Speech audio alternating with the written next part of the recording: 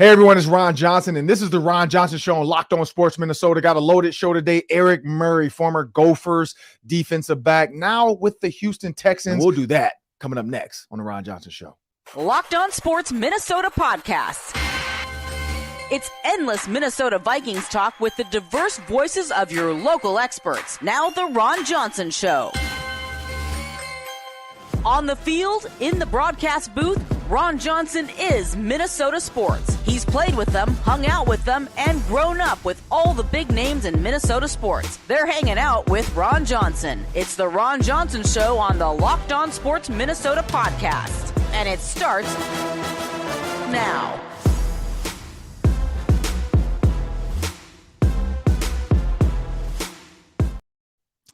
Hey everyone, this is Ron Johnson, and this is the Ron Johnson Show on Locked On Sports Minnesota. Remember, this episode is brought to you by FanDuel Sportsbook, the official sportsbook of Locked On. Just go to FanDuel.com/Locked On to make every moment more and get started today. Again, you got a bunch of playoff parlays coming up. You don't want to miss out on that easy money on FanDuel.com.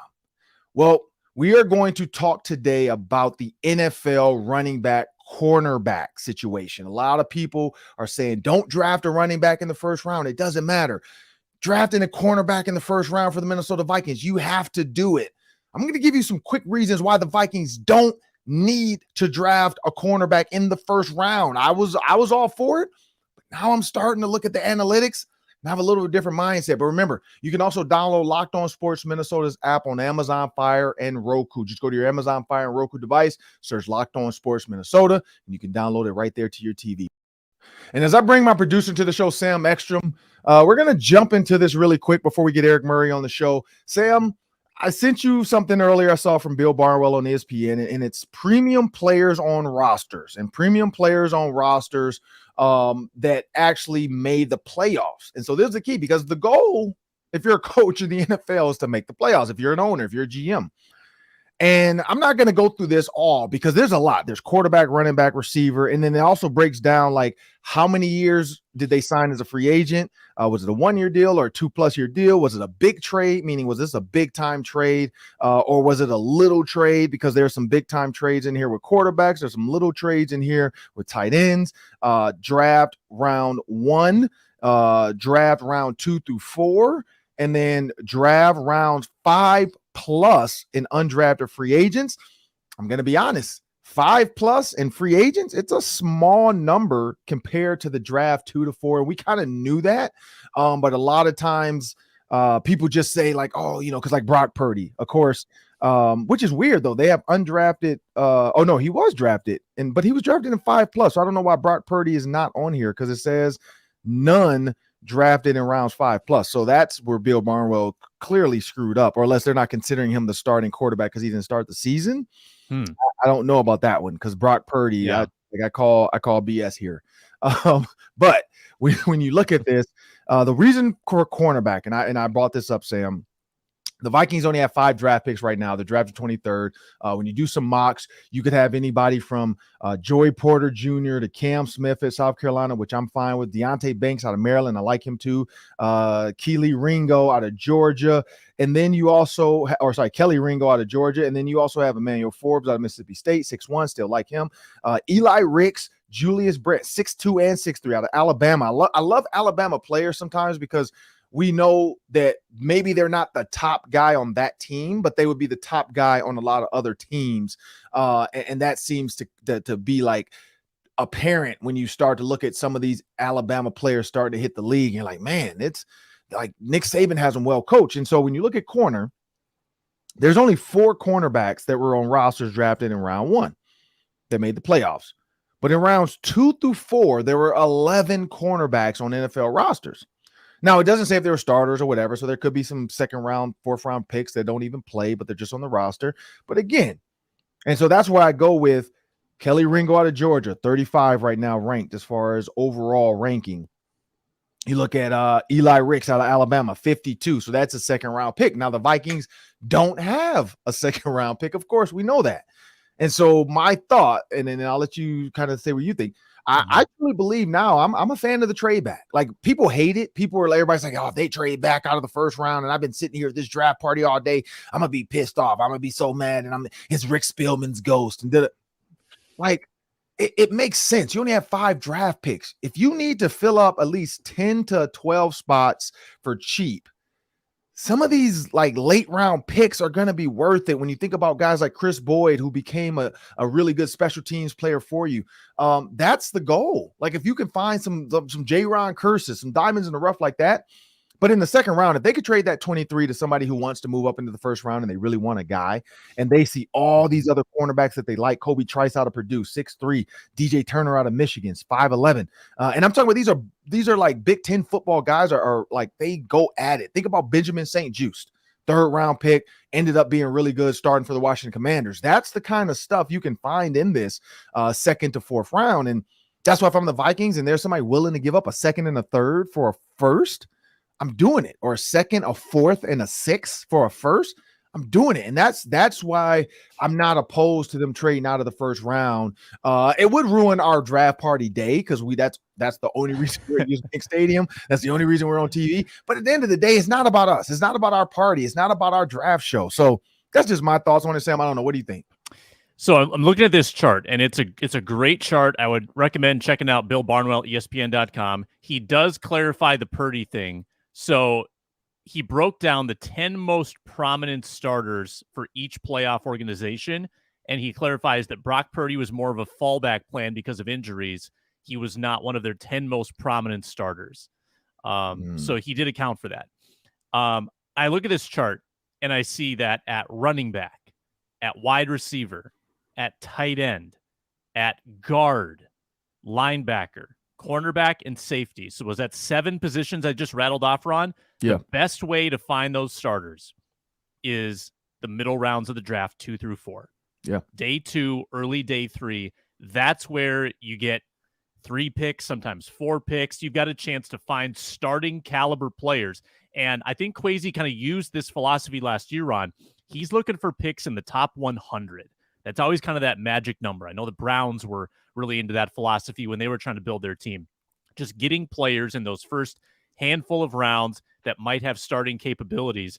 And the numbers bear that out. It's great to visualize and see on this chart. There's only a couple positions where you really need to go after them in the first round: edge rusher, quarterback, and tackle. Otherwise, you can wait on some of these positions until day 2, maybe early day 3. Well, talk about a team that's got to make some big-time draft picks. That's the Houston Texans. And we have Eric Murray coming up on the Hang 'em to Ron Johnson segment, former Gopher, current Houston Texans DB. But before we do that, remember, people, we are a proud partner with Care 11. Just go to care11.com/locked-on to see all of our videos, and you can get all of our shows. And we also have a word from our sponsors. We are brought to you today by FanDuel Sportsbook. It's the official sportsbook of Locked On. The NBA play-in is here. The Lakers were favored by 7 at last check over the Wolves. The playoffs are right around the corner. NHL playoffs are headed your way as well. And Major League Baseball is underway. Good time to get in the action at FanDuel. New customers get a no-sweat first bet up to $1,000 back in bonus bets if your first bet doesn't win. Download the safe, secure FanDuel Sportsbook app. Bet on everything from the money line to point scorers to three-pointers drained in the NBA play-in tonight. FanDuel lets you combine your bets within the same game for a big payout in the same game parlays. No sweat first bet for new customers up to $1,000 back in bonus bets when you go to FanDuel.com/lockedon. FanDuel.com/lockedon. Make every moment more with FanDuel, an official sports betting partner of the NBA. Well, Eric, I want to thank you for joining me on the Hang 'em with Ron Johnson segment. Let's jump into this, man. Like, you were one, like the Gophers football program. When you think about Damian Wilson, Devondre Campbell, Eric Body Calhoun, or Brian Body Calhoun, and then you got yourself, Eric Murray. Like, there was a span, and it's still kind of going, but there was a span where like defensive guys were just pick after pick going to the NFL. What was it like, man, playing with that many NFL caliber guys in college? It was really a blessing in disguise because I really didn't know at the time that everybody would be so successful in the NFL. I think at the time, really, the biggest person we talked about was Rashid Hickman because, physically he was just so, daunting and athletic. And most of us, besides Devondre, weren't, really the biggest guys, but we played good football. And we just had a good staff around us. Coach Clays, Jay Sawville, and that staff and all those guys just did a really good job of coaching us on defense and making sure we understood the game behind it. And we didn't just rely on our athletic ability out there. We actually understood football. And I think that was the biggest key to help utilize our athleticism. And right now in the college football world, we all know what's going on. You got the combine, and then you got the draft coming up. You got meetings with coaches. You got teams asking to meet with you. You got, college bowl games as far as Senior Bowl, Shrine, and all that. When you look back on your time, you were 4th round draft pick, ended up with the Chiefs. When you think about that time, though, like all that time in between, because the season pretty much ends in December. Yeah. And then you have all of this time up until the draft in April to just work out and stay healthy and stay out of trouble. Because, we saw Georgia's defensive tackle and what he's going through and just dumb stuff, racing the car. Things that the guy's probably like, man, let me just chill out and do nothing until I get drafted. So I don't, one, get hurt, kill myself, or hurt somebody else. What was that process like for you? So my process, I started out, I went to Arizona. So I trained in Arizona for my time during the combine, went to Fisher Sports. And it's like, it's a lonely feeling because mainly, you got to think about it.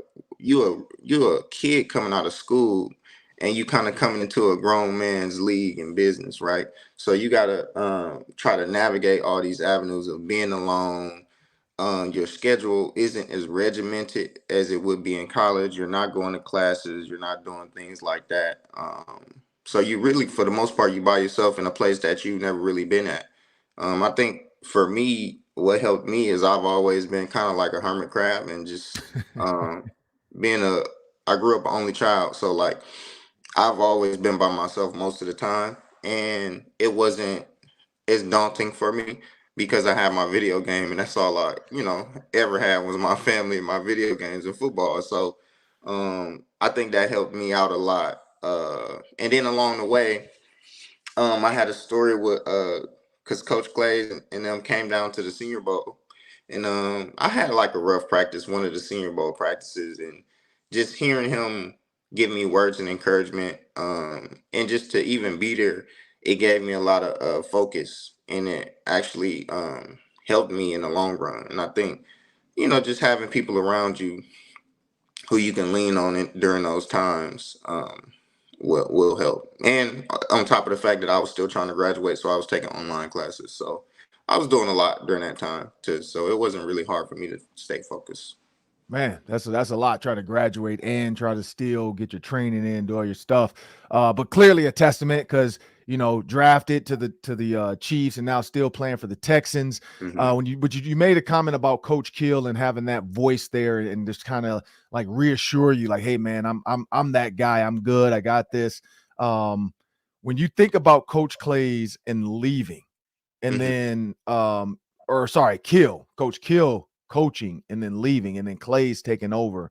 What was the tough part about when Jerry Kill kind of let you guys know, he just physically, emotionally, and health-wise couldn't do it anymore? I think it's the fact that he wanted to do it, but he just couldn't, and he had to, kind of make that sacrifice for his family, and his life at that point. So, the good thing about it was Coach Clays took over, so it was kind of like a seamless transition because it was somebody we were all familiar with, and I think most people don't get that luxury of having a transition like that. It's a completely new coach, it's a completely new staff, and we didn't have to suffer through that.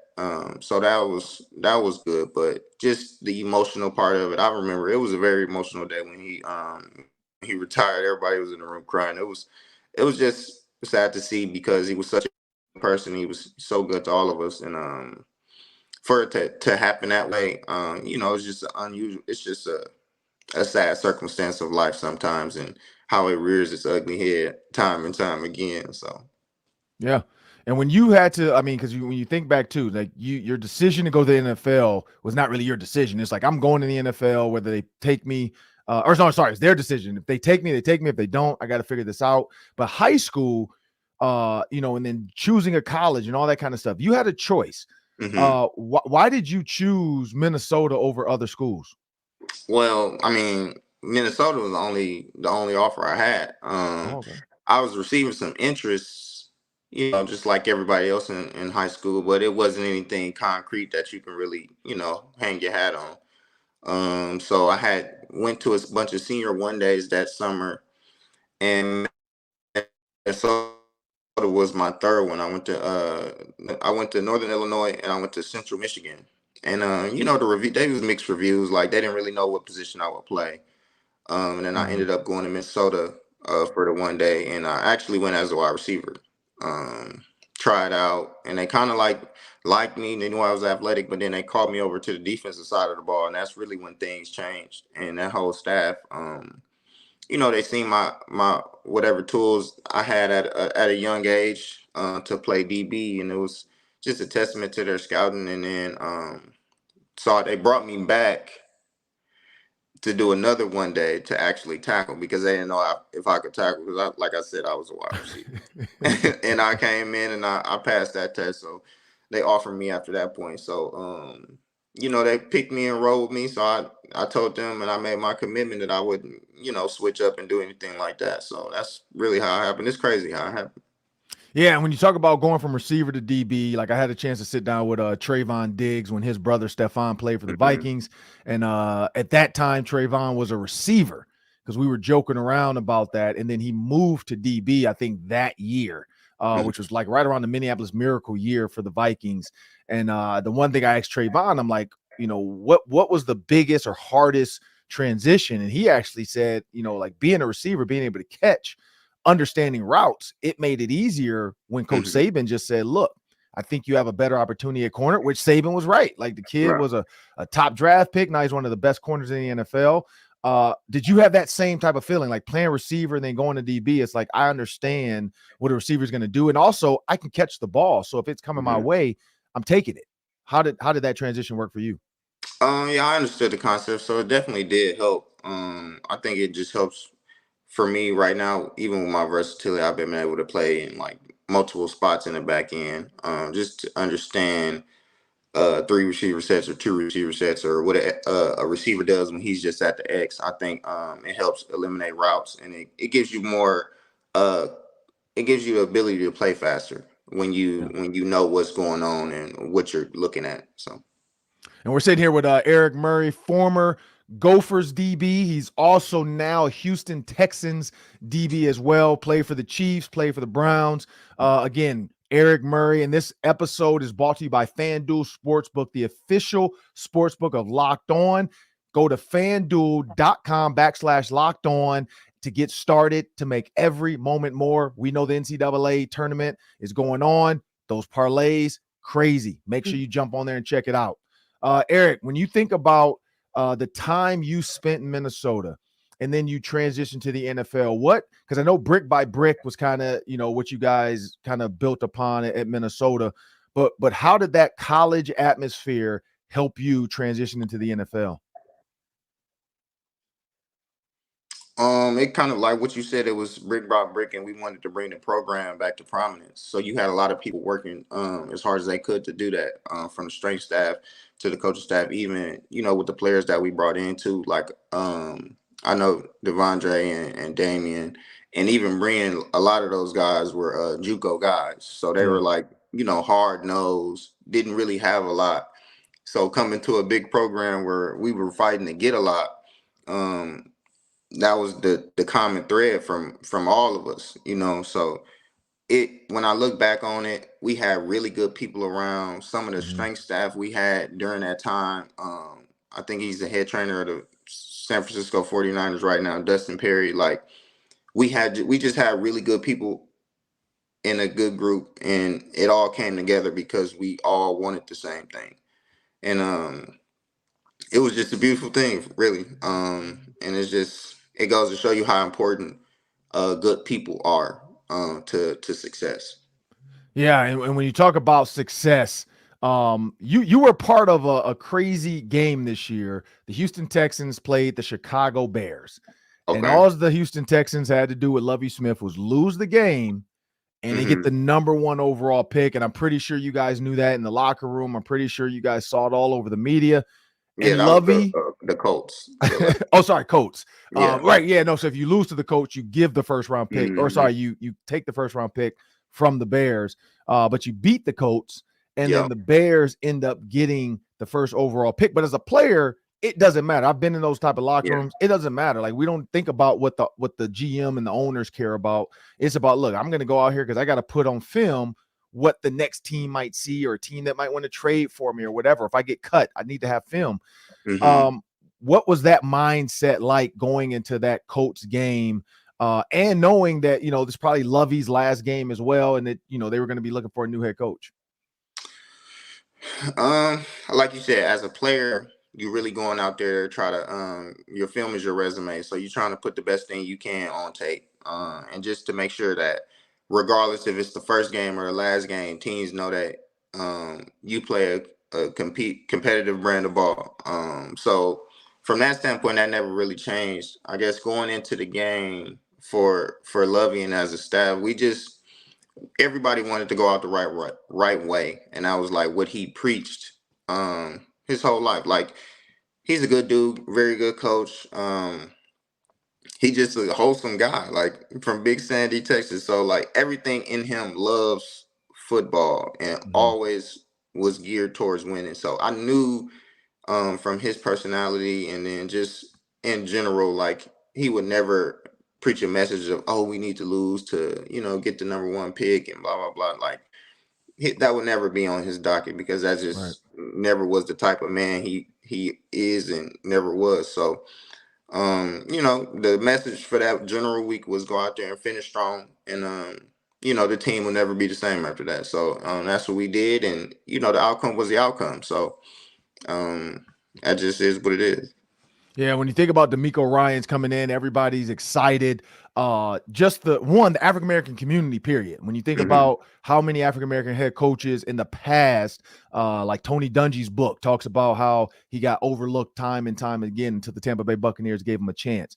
You look at guys like Eric Bieniemy still fighting that fight of just trying to figure it out. But DeMeco Ryans, very smart, very hard-nosed defensive guy. Knowing you have a defensive head coach like that coming in who has a Brian Flores type of mentality, aggressive mentality. You look at the 49ers defenses in the things they've done. What is it, or what kind of hope or excitement do you have around DeMeco Ryans now being there in Texas, well, with the Texans? His energy is contagious. That's for one. Even though I haven't met him yet, but just looking at the videos and seeing the atmosphere around the facility and stuff like that, his energy is crazy. But just have a defensive scheme coach is just being able to dictate what the offense does rather than what the offense dictates to you is that's huge. And being able to confuse somebody and rush them and make them get rid of the ball and make rash decisions is, I mean, that's what creates turnovers and that's what creates big plays on the defensive side. So being able to put people in the right position to do that is just going to equal more points and get the ball back even more for the offense.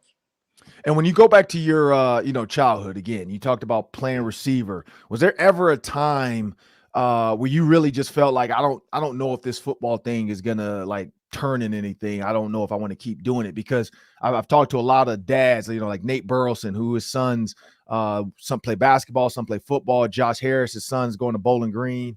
Really good basketball player, I think 6'4", 6'5", but he's going to stick with football. But then Javen Hunter, dad of Jaden Ivey, plays for the Detroit Pistons. He played with me with the Baltimore Ravens, and he was on our show this week, a couple weeks ago, and he brought up that Jaden Ivey gave up football in the 8th grade because he's like, look, I this is not for me. Like, I don't want to take the hits. I don't, and at 6'3", playing receiver, 6'3", 6'4", he probably could have been a really good athletic receiver in college football. Who knows past that? But he chose basketball, and now he's in the NBA. Was there ever a time where you felt that crossroad where you're like, man, I don't really know if football is my thing?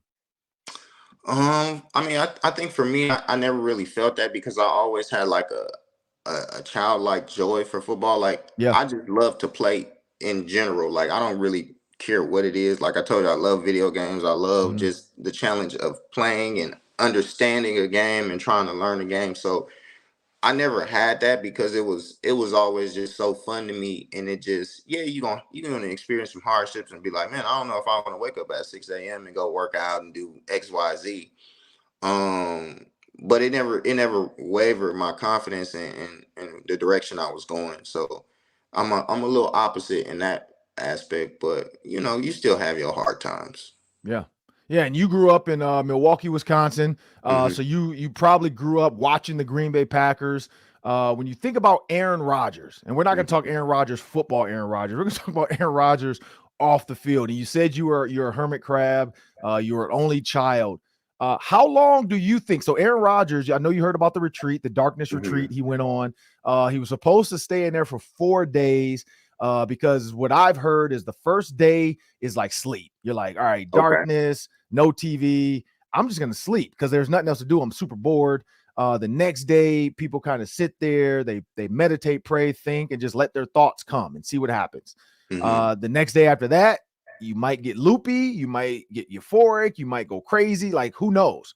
Aaron Rodgers lasted about a day and a half, they said. They said Okay. after about a day and a half, he was like, all right, there's enough darkness for me. Like, I can't, it's a 300 square foot room. Nice looking room, though. I saw pictures of it. Has a Yeah. bed, has a mat, you had candles, you got That sounds a little that sounds tub. a little like prison a little bit kind of. Yeah, like it's a little prison, but you got you got the windows, the snow, the mountains. But yeah, it's like it's a nice prison. Okay. I think if you had a mate, like a wife or a girlfriend, it probably would go a little bit better. But he's by himself. But for you being a hermit crab, no video games, no nothing, how long do you think you would have lasted in that room? I probably wouldn't have been in the room. I just would have been outside. If he said, you said it got nice mountains and nice scenery or something like that, I definitely would have spent. I would have said I was in a dark room and just been outside enjoying myself. So I think he kind of messed it up by broadcasting it. So True. he put a lot of pressure on himself. So at that point, the wellness part of it, the I guess soul searching part of it, he kind of messed it up. He let too many people in on his thing. So Yeah, because he's saying now, after a day and a half, he has his answers. He knows what he wants to do with the NFL, whether it's going to be come back for a 19th season, which is absolutely crazy for somebody to play that long, hmm or retire or get traded. Who knows? Like, right. he hasn't really decided, but he claims he has a timeline. He was on the Pat McAfee show, and he bought that up. But Eric, when you think about your time in the NFL and you're going to look back on your career, let's just say 10 years, 15 years from now, and because I love to get, like, we had Mel Blount on, former Pittsburgh Steeler, Hall of hmm Famer, 4-time Super Bowl champ, and he kind of told his story. We had Ryan Clark on, ESPN analyst, played for the Steelers as well, Super Bowl champion, and he kind of gave his, like, what was Tommy Harris, former Bear. hmm Same deal. I love to think what players think, and those guys are done, but you're still in it. And you're still in it. I didn't ask Adam. I think Adam Thielen. I can't remember what Adam Thielen said, but I didn't ask Adam Thielen that type of question just because we were in season at the time. hmm But when you look back on your career, and you're, let's say, 15 years from now, what do you want people to remember Eric Murray for? My type of work ethic and what I brought every day. No matter what type of talent level you have, the work never changes and the process never changes. So as long as you in love with your process and what you do day to day, I think I can go to sleep at night and look myself in the mirror every day on the type of product that I put out there and the type of brand of football that I've always advertised myself as.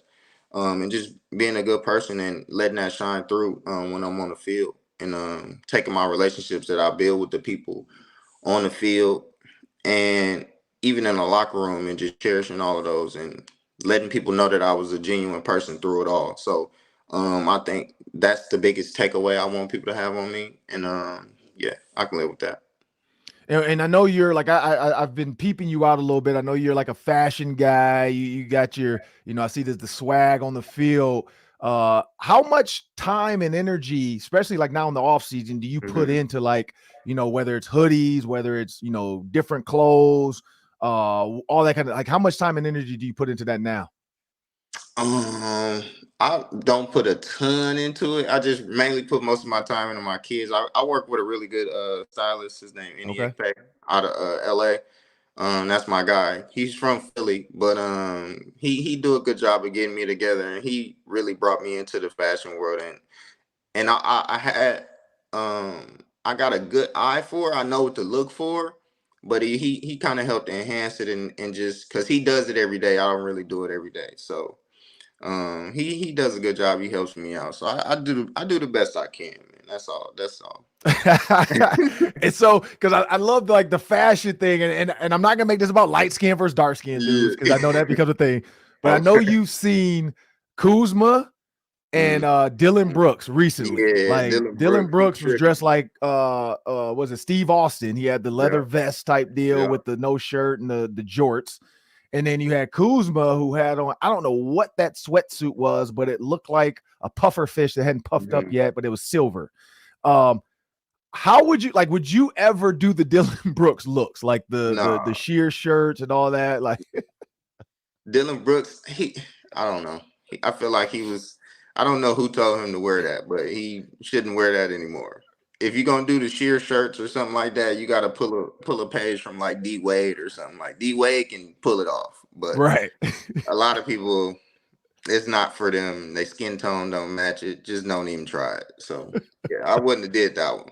I think Kuzma, to some degree, he too involved in the fashion world. He wearing stuff we really don't even know what it is yet. Like it's too good. We don't even know what it is yet. So Right, because when I saw the sweatsuit, I had to think back. I'm like, man, when I was coming out, like we had the Sean John, we had the yeah. FUBUs, we had the Big Fat Albert, we had the NBA patches on the jackets, we had the Mhm. NASCAR jacket. So I'm like, I can't really get mad at the sweat. I can't do the shirtless vest thing. I'm like, no, I can't do Yeah. that.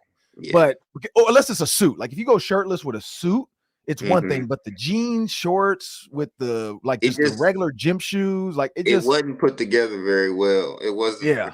It was. I don't know. I don't know what he was Why doing he either. did But that. when you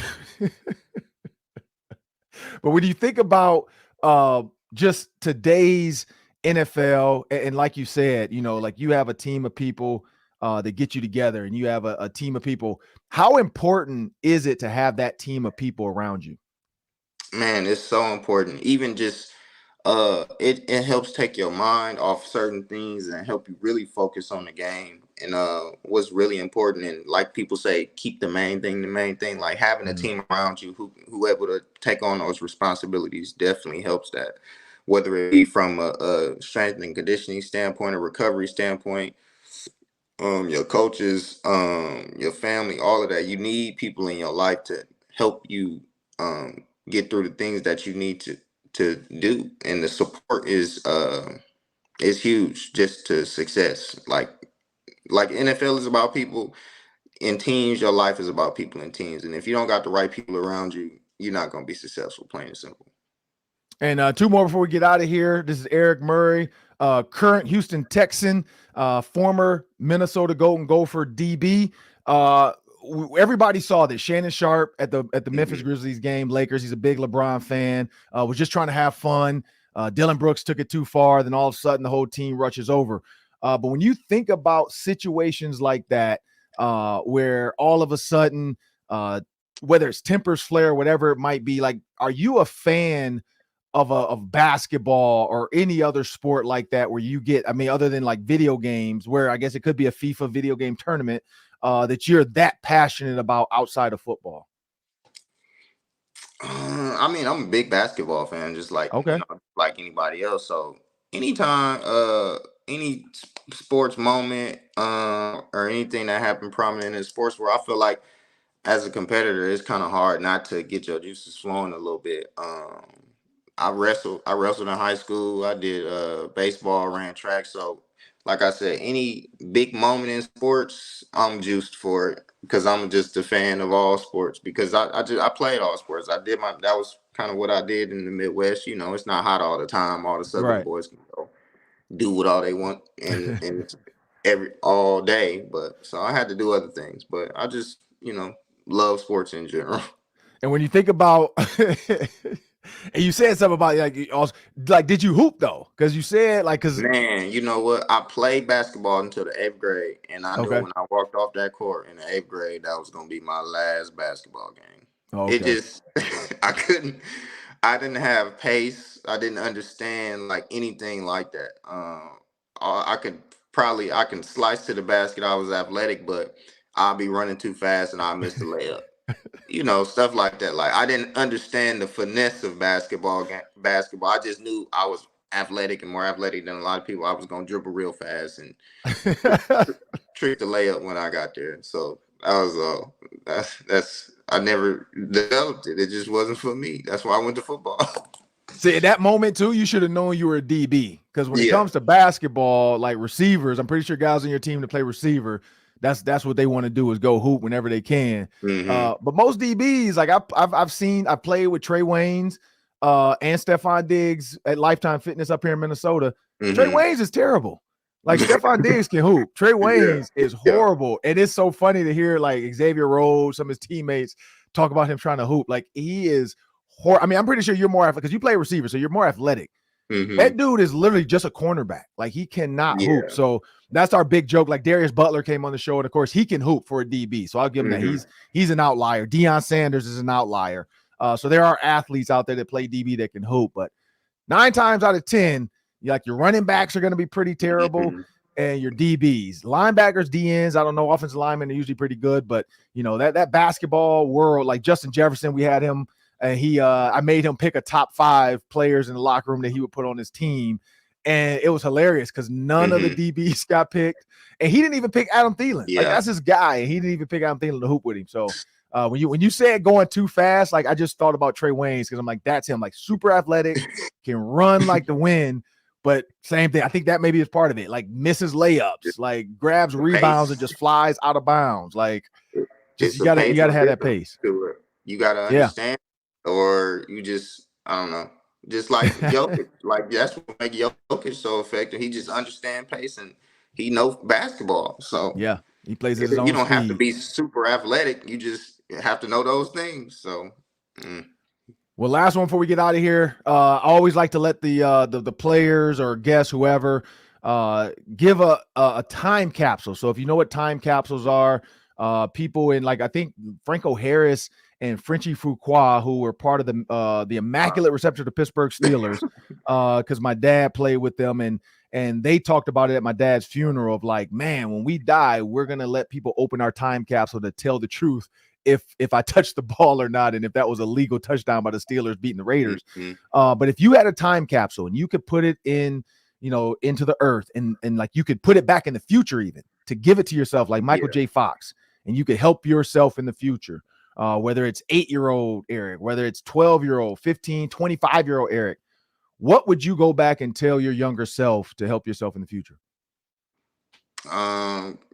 I would tell myself to enjoy all the moments, whether they're good or bad. The thing about them is they're all fleeting. So just to enjoy every piece of anything, any experience, and the people around you, because it's people that in the past was with me that ain't with me no more. So just cherish those moments and really understand how life ebbs and flows.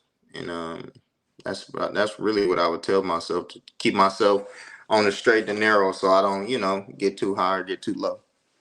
Well, coming up next, me and Sam are going to do a little what's in the fridge. Are you going to eat it, keep it, or throw it away? We know what that game is.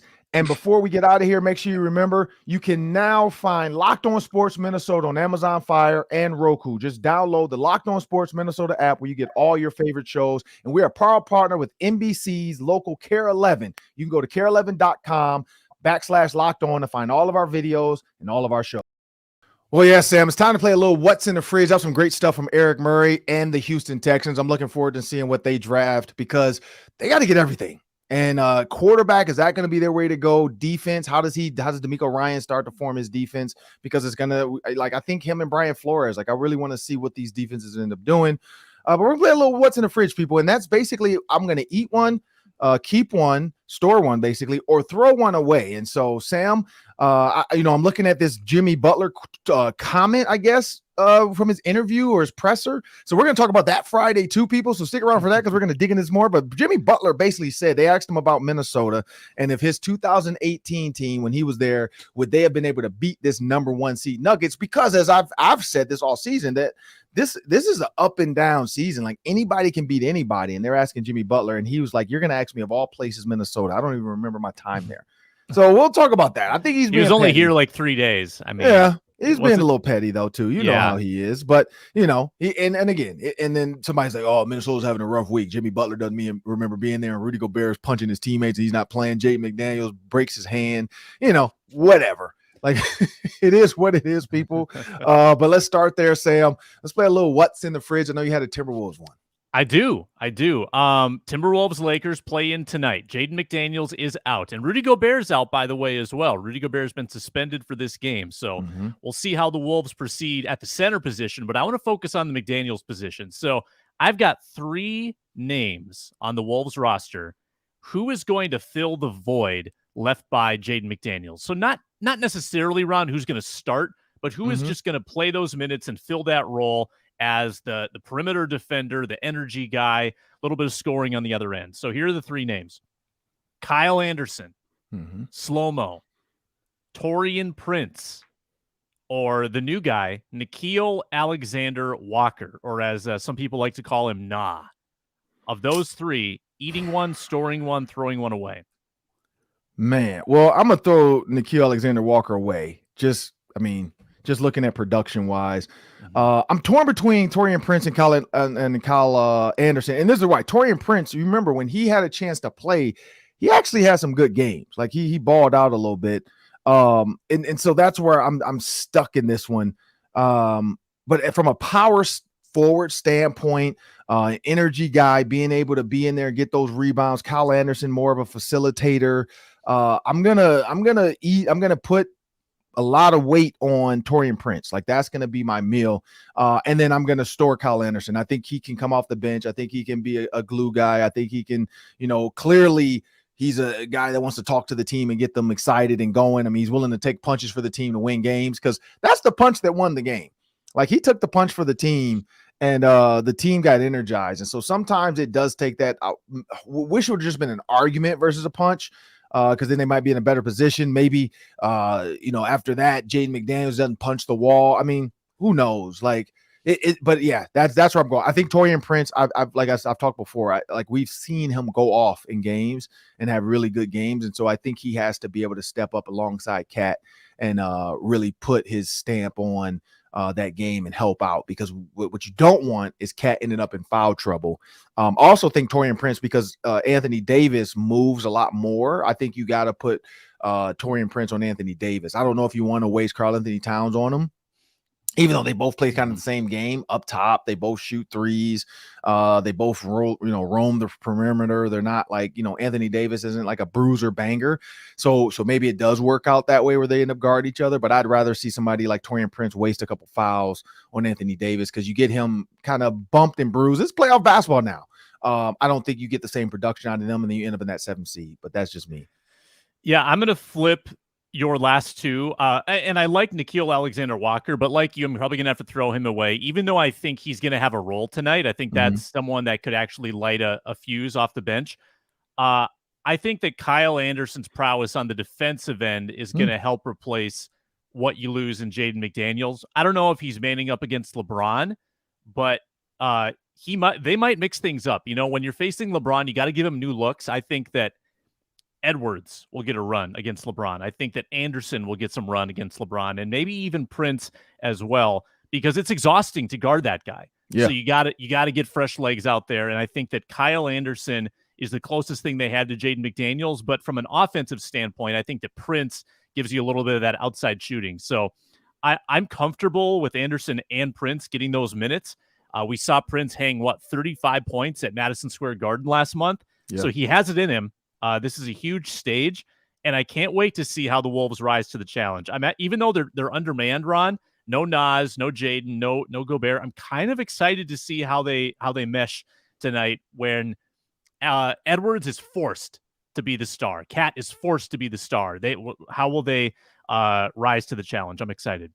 Yeah, well, I'm excited too. They have the Lakers play-in game tonight, and so we'll break that down in its totality tomorrow. Whether they are the 7th seed and they have somebody jump on the scores table like Pat Bev, and they just get super excited about it. I do like the what's in the fridge game. So tomorrow we might have to do a little bit more. We'll maybe have to throw in this quarterback one we talked about. We'll save that one for tomorrow with the quarterbacks in the fridge. Also, draft picks. We'll have to maybe do that. Like, do you like cornerback?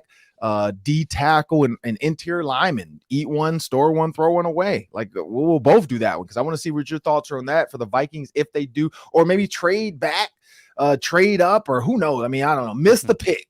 I mean, we're not saying that people. We know people are still mad about that one. It's happened before. Yeah, 20 years ago, I think. It's the anniversary of the miss the pick. It happens. But that's why I'm guessing the NFL has changed the rules now where owners and GMs are able to draft early, turn their draft in, and now we're just seeing it, 20 minutes later on ESPN so that you're not missing because, not to pull the curtain back, people, but that 20, that clock we're seeing now, unless a GM is just absolutely inept, you can't miss it anymore because you can actually turn in like the first round pick is actually turned in like the morning of the draft. Like if they know who they want, they're sending that in. They're like, hey, look, here's our pick. They fax it over to the NFL. So we're off the clock. Let somebody else know they can pick. And the GMs get started. They start to go and they say, okay, who's next? Who's next? Give me all your picks. And then they have the picks unless a team wants to play that game because they want to hold off and try to trade. So they want to let some of these picks come off the board. But other than that, it is what it is. Like that's the fun thing about the draft is they tell you who's off the board, and then you can make your pick early, and they kind of roll through it. So we're seeing a time delay. But anyway, we'll get into the draft. You got 2 weeks before the NFL draft, so it's gonna get fun, gonna get exciting, gonna get some good football guys on to talk draft, and we're gonna break down the Vikings draft a little bit more. Again, like I said, 5 picks. So my guess is trade back to get more draft capital because 5 picks doesn't seem like enough to make up your roster in the offseason. But again, the Timberwolves, Lakers, let us know what you think. Who's going to win the game tonight? Like, are the Lakers susceptible to lose because, it is what it is. LeBron, these guys are older. But playoff LeBron, I mean, the last 10 games, they've been on fire, 8-2 in the last 10. So it's not looking good for the Timberwolves with all the stuff going on behind the scenes. And like I said, Jimmy Butler's being petty already. So we're sure we'll break that down some point this week, if not Friday on the roundtable for sure, of Jimmy Butler's pettiness. And like Sam said, he's only a Timberwolf for 3 days. Sam, I want to thank you for joining me today on the Ron John Show. Great job, Eric Murray. Appreciate you. And people, remember, you can subscribe to Locked On Sports Minnesota on YouTube, on Roku devices, and like you can download the app and be a subscriber on there. You can also anywhere you get your iTunes or your podcast, iTunes, Spotify, iHeartMedia app. Please subscribe because that is what we love to see. One, it helps us know what's out there and it helps us grow our audience. So please continue to subscribe wherever you get your podcast, Spotify, iTunes, or iHeartMedia app for free. We don't care. Just subscribe. I want to thank you guys and have a great day.